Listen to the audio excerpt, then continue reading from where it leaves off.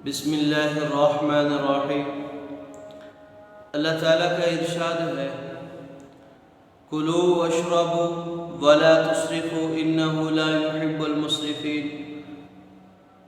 کھاؤ اور پیو مگر اسراف سے کام مت لو، بے شک اللہ تعالیٰ اسراف کرنے والے، فضول خرچی کرنے والوں کو پسند نہیں کرتے۔ کھانے اور پینے میں اسراف کرنا کیا ہے؟ کھانے اور پینے میں فضول خرچی کیا ہے؟ تو اس آیت سے مختلف احکامات ثابت ہوتے ہیں۔ سب سے پہلی بات کہ کھانا بقدر ضرورت کھانا فرض عین ہے، یعنی اتنا کھانا کھائے کہ انسان کی زندگی باقی رہ سکے، ہر انسان کے لیے کھانا فرض عین ہے۔ نمبر 2، کھانا کھانے کے لیے وہ تمام چیزیں انسان کے لیے جائز اور حلال ہیں جن کی کسی بھی دلیل شرعی سے حرمت ثابت نہیں ہوتی، تمام چیزیں انسان حلال کھا سکتا ہے۔ نمبر 3، جن چیزوں کو اللہ اور اس کے رسول اللہ صلی اللہ علیہ وسلم نے منع کر دیا، ان چیزوں کا کھانا اس مسلمان کے لیے ناجائز اور حرام ہے۔ نمبر 4، کسی حلال چیز کو حرام قرار دے دینا، حلال چیز کو اپنے اوپر حرام قرار دے دینا، یہ بھی اسراف اور فضول خرچی میں ہے۔ نمبر 5، کھانے کی طلب سے زیادہ کھانا کھا لینا، یعنی پیٹ بھرا ہوا ہے لیکن پھر اس کے اوپر کھانے پر کھانا ٹھونستے رہنا،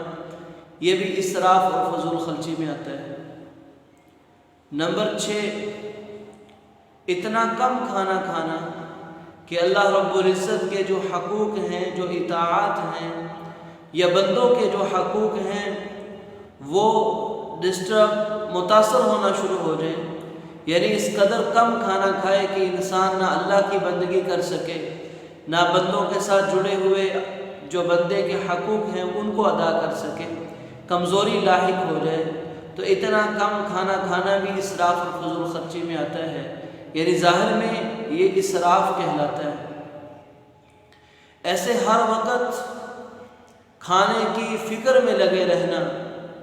ہر ٹائم ایک ہی سوچ سوار ہے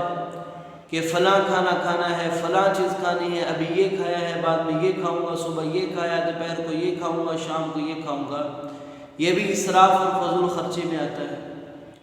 ایسے ہی جس چیز کی طلب ہو کھانے یا پینے میں، فوراً اس چیز کے حصول میں لگ جانا کہ بس اس چیز کا ذہن میں خیال آیا ہے،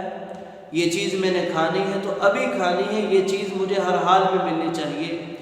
اللہ کے نبی صلی اللہ علیہ وسلم نے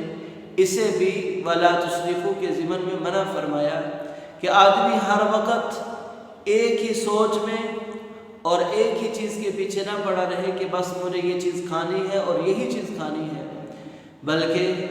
جو اللہ رب العزت حلال پاکیزہ مال دے دے، بھوک لگنے کی صورت میں اس میں بقدر ضرورت کھا لے، نہ بہت کم کھائے کہ کمزوری ہو جائے، نہ بہت زیادہ کھائے کہ سستی غالب آ جائے، نہ حرام کو کھائے نہ حلال کو چھوڑے، اور نہ اس کو بہت زیادہ اپنے اوپر فکر سوار کر لے، تو یہ آدمی اس آیت کے ضمن سے نکل جائے گا۔ ورنہ اگر کسی آدمی میں ان 8 باتوں میں سے کوئی ایک بات بھی پائی جا رہی ہے، وہ کسی درجے سے بھی وہ ان باتوں میں سے کسی بات کا ارتکاب کر رہا ہے، اس کو سمجھ لینا چاہیے کہ اللہ رب العزت کے ہاں یہ آدمی پسندیدہ نہیں، اللہ تعالیٰ ایسے آدمی کو پسند نہیں فرماتے۔ اللہ تعالیٰ ہمیں سمجھنے کی توفیق عطا فرمائے۔